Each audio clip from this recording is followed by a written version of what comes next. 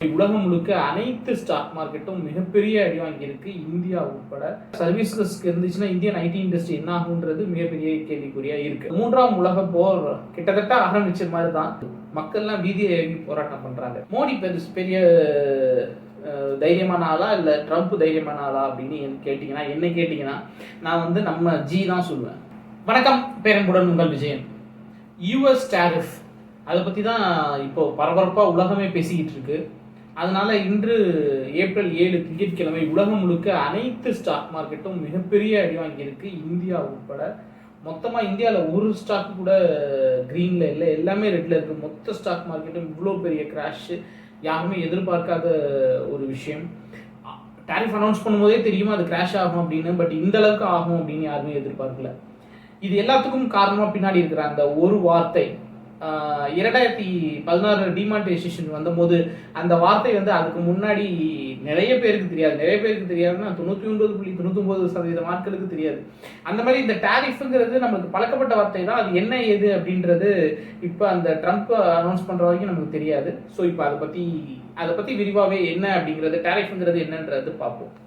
இப்போது ட்ரம்ப் 2வது முறையாக அமெரிக்க அதிபர் ஆனதுக்கப்புறம் உலக நாடுகள் எல்லா நாடுகள் மேலேயும் டாரிஃப்னு ஒன்று விதிச்சிருக்காரு. அப்படின்னா என்னன்னா, சிம்பிள் டேர்ம்ஸில் சொல்லணும்னா இம்போர்ட் டியூட்டி, இம்போர்ட் டேக்ஸ். அதாவது வேற மற்ற நாடுகள்ல இருந்து அமெரிக்காக்குள்ளார வர்ற எந்த பொருட்களாக இருந்தாலும் அதுக்கு ஏற்கனவே இருக்கிற அந்த நாட்டில் போடுற மற்ற டேக்ஸோட சேர்த்து எக்ஸ்ட்ராவா ஒரு டேக்ஸ் பர்சன்டேஜ் அனௌன்ஸ் பண்ணியிருக்காரு. உதாரணத்துக்கு எடுத்துக்கிட்டோம் அப்படின்னா, இப்போ சைனாவுக்கு எக்ஸ்ட்ராவாக 34% டேக்ஸ் அனௌன்ஸ் பண்ணியிருக்காரு. டாரிஃப்னே அவரோட பாஷையிலேயே நம்ம போவோம். சைனாவுக்கு 34% டேரிஃப் அனௌன்ஸ் பண்ணியிருக்காரு.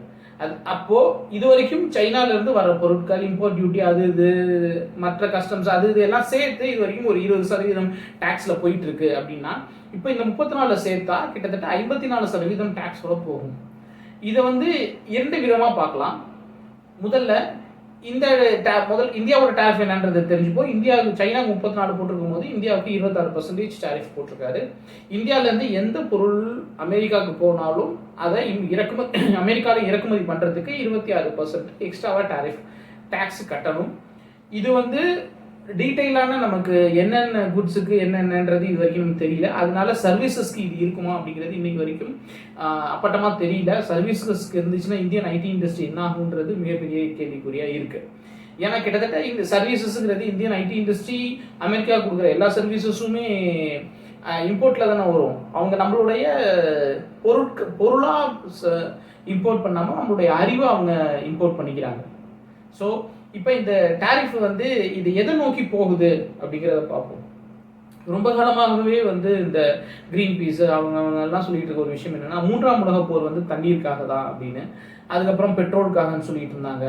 இப்போ 3ஆம் உலக போர் கிட்டத்தட்ட ஆரம்பிச்ச மாதிரி தான் இது ஒரு டாரிஃப் வார் அப்படின்னு தான் போயிட்டு இருக்கு. இப்போ அமெரிக்கா சைனா மேல ஒரு டாரிஃப் விதிச்ச மாதிரி சைனா திருப்பி அமெரிக்கா மேலே ஒரு டாரிஃப் விதிக்குது, ஒரு வரி விதிக்குது எக்ஸ்ட்ராவா.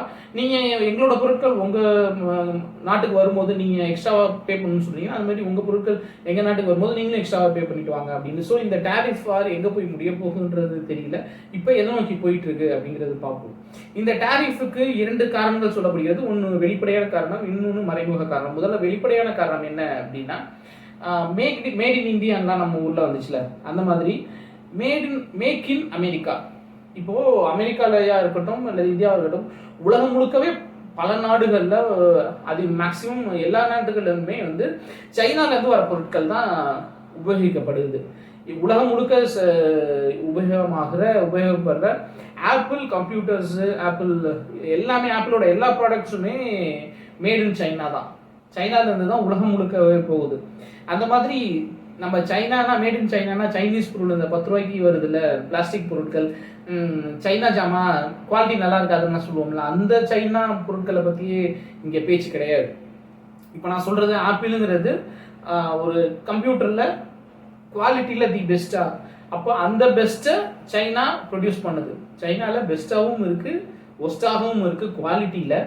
பட் லேபர் காஸ்ட்டில் அல்லது ப்ரொடக்ஷன் காஸ்ட்டில் உலகத்திலே சைனா தான் சீப்பாக இருக்குது. அதனால ஆப்பிள்லேருந்து எல்லாருமே மைக்ரோசாஃப்ட்லேருந்து எல்லாருமே சைனாவுக்கு போகிறாங்க. அது ஒன்று. இப்போ எல்லாமே இப்போ அமெரிக்காவில் இருக்கிற எல்லா ஆப்பிள் ஃபோனும் சைனால இருந்து வரும்போது அமெரிக்காவில் இருக்கிற அமெரிக்காவில் இருக்கிற மக்களுக்கான வேலை வாய்ப்பு வந்து சைனாக்கு போயிடுது. அமெரிக்காவில் தயாரிக்கிறதுக்கு ஒரு செலவாகுதுல்ல, அந்த செலவு, அந்த பணம் வந்து அந்த கரன்சி சைனாக்கு போகுது. அப்போ அமெரிக்காவிலேருந்து அந்த கரன்சி வெளியே போகும்போது அந்த கரன்சியோட வேல்யூ வந்து அமெரிக்காவில் குறையுது, அந்த பணப்புழக்கம் வந்து அமெரிக்காவில் குறையுது. ஸோ இந்த காரணங்கள்னால நீங்கள் சைனாவிலேருந்து இம்போர்ட் பண்ணீங்கன்னா எக்ஸ்ட்ராவாக காசு கட்டணும், அதுக்கு பதிலாக நீங்கள் இங்கேயே உற்பத்தி பண்ணுங்கள், இங்கே இருக்கிற மக்களுக்கும் வேலை வாய்ப்பு கிடைக்கும் அப்படின்ற ஒரு மைண்ட் செட்டில் தான் இது வந்து நடக்குது அப்படின்னு ட்ரம்ப் வெளிப்படையாக அனௌன்ஸ் பண்ணுறாரு. அமெரிக்க மக்களுக்கு இது வந்து உபயோகமாக இருக்கும் அப்படிங்கிறது அவருடைய அறிவிப்பு. ஆனால் இதுக்கு முதல்ல எதிர்ப்பு தெரிவித்தது யாருன்னா மற்ற நாடுகளை தாண்டி சைனா கூட அதுக்கப்புறம் தான் அஃபிஷியலாக எதிர்ப்பு தெரிவிக்கிறாங்க. முதல் எதிர்ப்பு வந்து அவர் நாட்டில் இருந்து தான் வருது. மக்கள்லாம் வீதியை இறங்கி போராட்டம் பண்ணுறாங்க. காரணம் என்ன அப்படின்னா, இப்போ உதாரணத்துக்கு ஆப்பிள் வந்து மொத்தமாக போய் சைனா செட்டில் ஆகிடுச்சு. ஹெட் குவார்ட்டர்ஸ் மட்டும்தான், அஃபிஷியல் ஹெட் குவார்ட்டர்ஸ் மட்டும்தான் யூஎஸில் இருக்குது. இப்போ யூஎஸில் அமெரிக்காவில் உபயோகப்படுத்தப்படுகிற எல்லா ஆப்பிள் ப்ராடக்ட்ஸும் சைனாலேருந்து வருது. அப்போ அதுக்கு எக்ஸ்ட்ராவாக இவங்க டேக்ஸ் போட்டாங்க அப்படின்னா அதோட விலை ஏறும். அது கடைசியாக யார் தலையில் வந்து விடியும்னா பொதுமக்கள் தலையில் தான் வந்து விடியும். அப்போது நம்ம யூஸ் பண்ணுற மொபைல்லேருந்து அமெரிக்காவில் யூஸ் பண்ணுற முக்கால்வாசி பொருட்கள் மேனுஃபேக்சரிங்னாலே அது அமெரிக்காவுக்கு சைனா தான். சைனாலேருந்து தான் எல்லா பொருட்களுமே வருது. அப்போ அன்றாட விலைவாசி வந்து இப்போ நம்ம ஊரில் பெட்ரோல் டீசல் விலை ஏறிச்சுன்னா காய்கறி விலை ஏறுதுல்ல, டைரக்ட் இம்பேக்ட். அந்த மாதிரி சைனா மேலே ஒரு டேக்ஸ் விழுது அப்படின்னா அதோட இம்பேக்ட் டைரெக்டாக பொதுமக்களுக்கு தான் போய் சேரும். அவங்க வாங்குற 90% பொருட்கள் சைனால இருந்து அதோட விலை ஏறிடும், அவங்களுடைய அன்றாட வாழ்க்கை பாதிக்கப்படும். அதனால பொதுமக்கள் வீதியில் இறங்கி போராடுறாங்க. இதை வந்து நம்ம டிமானிசைசேஷனோட கம்பேர் பண்ணலாம். கம்பேர் பண்ணும்போது யார் பெரியவங்க, வாங்க அடிச்சு பார்க்க, என்ன பேசிக்கிட்டே இருக்கீங்க அடிச்சு பார்க்கலான்ற மாதிரி மோடி பெரிய தைரியமான ஆளா இல்லை ட்ரம்ப் தைரியமான ஆளா அப்படின்னு என்ன கேட்டிங்கன்னா நான் வந்து நம்ம ஜி தான் சொல்லுவேன். 2014 ஜி வந்து முதல் முறையாக பிரதமர் ஆகிறாரு. அதுக்கு முன்னாடி ட்ரம்ப்பாக பார்த்துட்டு வந்துடுவோம். ட்ரம்ப் ஏற்கனவே ஒரு தடவை அதிபராக இருந்துட்டு இப்போ திருப்பி அதிபராக இருக்காரு. அவரோட செகண்ட் டேர்மில் தான் அதிபராகி உடனே வந்து அவர் டேரிஃபை கொண்டாடுறாரு. அவர் மொதல் டேர்ம்லேயே அவருக்கு அந்த டேரிஃப் ஐடியாலாம் இருந்துச்சு. ஆனால் அவர் மொதல் டேர்மில் வந்து அவர் வந்து ஸ்ட்ராங் கிடையாது. இப்போ ரெண்டாவது டேர்மாக வரும்போது ஒரு ஸ்ட்ராங் கம்பேக்குன்னு சொல்லுவாங்களா, அந்த மாதிரி அவர் பலம் பொருந்தி ஆளாக வரும்போது தைரியமாக டேரிஃபை செயல்படுத்துறாரு. அது முதல் டேர்மில் அவர் பண்ணல, அந்த தைரியம் அவருக்கு இல்லை. ஆனால் நம்ம ஜி 2014 தான் முதல் முறையாக பிரதமர் ஆகிறாரு. 2016 நவம்பரில் கரெக்டாக 2.5 வருஷத்தில் டிமானிட்டைசேஷன் கொண்டாடுறாரு. அந்த தைரியம் ட்ரம்ப்புக்கு கிடையாது. அதே மாதிரி 2017 ஜிஎஸ்டி கொண்டாடுறாரு. அடுத்து நம்ம வருவோமா வரமாட்டோமான்னு தெரியாது. ஆனால் நம்ம ஜியோட ஐடியா வேறு. அடுத்து நம்ம வருவோமா வரமாட்டோமான்னு தெரியாது. அதனால நம்ம பண்ணக்கூடிய டிசாஸ்டர் எல்லாத்தையும் ஃபர்ஸ்ட் டைம்லேயே பண்ணிட்டு போயிடலாம் அப்படின்னா ஒரு மொத்த எல்லா டிசாஸ்டரையும் ஒரே டைத்தில் அடிச்சு விட்டாருன்றது வேறு விஷயம். வரிசையாக ஒரு 2016 டிமானிட்டைசேஷன், 2017 ஜிஎஸ்டி அப்படின்னு வரிசையாக எல்லா டிசாஸ்டரையும் ஒன்றா கொண்டாந்து கடைசியில் இப்போ டிமானிட்டைசேஷன் பற்றி அப்போ பேசினாங்களே. இப்போ ட்ரம்ப் எப்படி வந்து டேரிஃபை அப்படி உயர்த்தி பேசுகிறாரோ அப்படி தான் டிமானிட்டைசேஷனை பற்றி 2016 நம்ம ஜியும் உயர்த்தி பேசினார். டிமானிட்டைசேஷன் விளங்கலை, எந்த வகையிலுமே அது பைசாக்கு பிரயோஜனம் இல்லாமல் போயிடுச்சு. மக்கள் கஷ்டப்பட்டது, நிறைய உயிரிழப்புகள் ஏற்பட்டதான் மிச்சம்.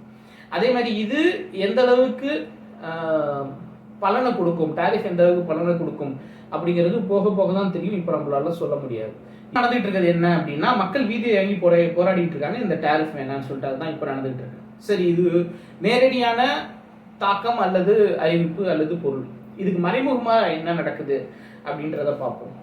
டிவேல்யூவேஷன் ஆஃப் டாலர்ஸ், இதை பற்றி பெரிய பேச்சுக்கள்லாம் இல்லை. டிவேல்யூவேஷன் ஆஃப் டாலர் அப்படிங்கிறது என்னன்னா, சைனாவோட கரன்சி வந்து வான். அது அவங்க 2015 ஒரு யாராலையுமே பண்ண முடியாத டிமானிட்டைசேஷன் மாதிரியான ஒரு ஸ்ட்ராட்டஜி பண்ணாங்க. என்னென்ன டிவேல்யூவேஷன் ஆஃப் அவங்களோட ஓன் கரன்சியே. அப்போ என்ன ஆகும் அப்படின்னா, இப்போ உதாரணத்துக்கு $100 மதிப்பு இந்திய ரூபாயில் 100ன்னு வச்சுக்கோமே. அமெரிக்காவோட ஒரு பொருளை நம்ம $1 கொடுத்து வாங்கினா நம்ம 100 ரூபாயை கொடுக்கணும்.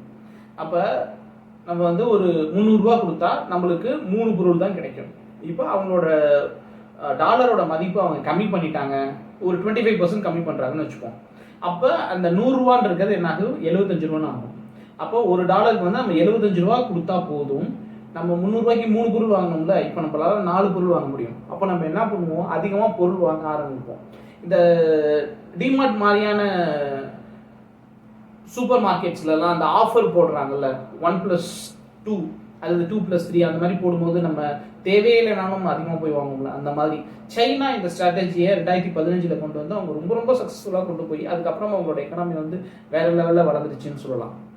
இப்போ ட்ரம்ப்போட மறைமுக இது என்ன அப்படின்னா, இப்போ டேரிஃப் அதிகமாகும் போது விலை அதிகமாகுதுல, அந்த விலை அதிகமாகும் போது நான் என்னோட டாலர் மதிப்பை நான் குறைக்கிறேன். அப்போ அது 2 ஈக்குவல் ஆகிடும். டாலர் மதிப்பு குறையும் போது அதான் சூப்பர் மார்க்கெட்டில் டிமார்ட்டில் ஒரு ஆஃபர் போட்டாலும் அந்த ஆஃபர் வந்து நம்ம தேவையான பொருட்கள் நம்ம வாங்க போகிறது இல்லை. ஆஃபர் போட்டுக்கிறதாலே நம்ம வாங்குறோம்ல, அதே மைண்ட் செட்டில் டாலர் மதிப்பு குறையும் போது குறைஞ்சிருச்சேங்கிறதுக்காகவே நம்ம ஆட்கள் உலகம் பூரா மக்கள்லாம் வாங்குவாங்க. அப்போ ப்ரொடக்ஷன் அமெரிக்காவில் ப்ரொடக்ஷன் ஜாஸ்தியாகும், பிஸ்னஸ் ஜாஸ்தியாகும், எக்ஸ்போர்ட் ஜாஸ்தியாகும். அப்போ அவங்களோட எக்கனாமி பெருசாகும் அப்படிங்கிறது இதோட இந்த டேரிஃபோட மறைமுக பொருள் அப்படின்னு சொல்லலாம். ஸோ இதை அறிவிச்சு தான் அவர் ட்ரம்ப் வந்து டேரிஃப் அனௌன்ஸ் பண்ணியிருக்காரு. டிமானிட்டைசேஷன் அனௌன்ஸ் பண்ணும்போது இதே தான், இந்த மாதிரியான ஒரு பெரிய ஒரு விஷுவல் மாயாஜாலத்தெல்லாம் காமிச்சு பிளாக் மணி திரும்ப வரப்போகுது, கருப்பு பணம் திரும்ப வரப்போகுதுன்னா ஒரு பெரிய நம்பர்ஸ்லாம் சொல்லி மேஜிக்லாம் பண்ணிலாம் தான் பண்ணினாங்க. அதோட இம்பேக்ட் வந்து அதோட ரிசல்ட் வந்து நெகட்டிவாக போயிடுச்சு. இதோட இம்பேக்ட் எப்படி இருக்க போகுது அப்படின்னு போக தான் தெரியும். இதை பற்றின மேலும் விவரங்கள் வேணுச்சுன்னா கமெண்ட்டில் கேளுங்க. இன்னொரு வீடியோவில் அதை பற்றி பார்ப்போம். இந்த வீடியோ பிடிச்சா லைக் பண்ணுங்கள், ஷேர் பண்ணுங்கள், கமெண்ட் பண்ணுங்கள், நம்ம சேனல் சப்ஸ்கிரைப் பண்ணுங்கள். அன்பே பகிர்வோம்.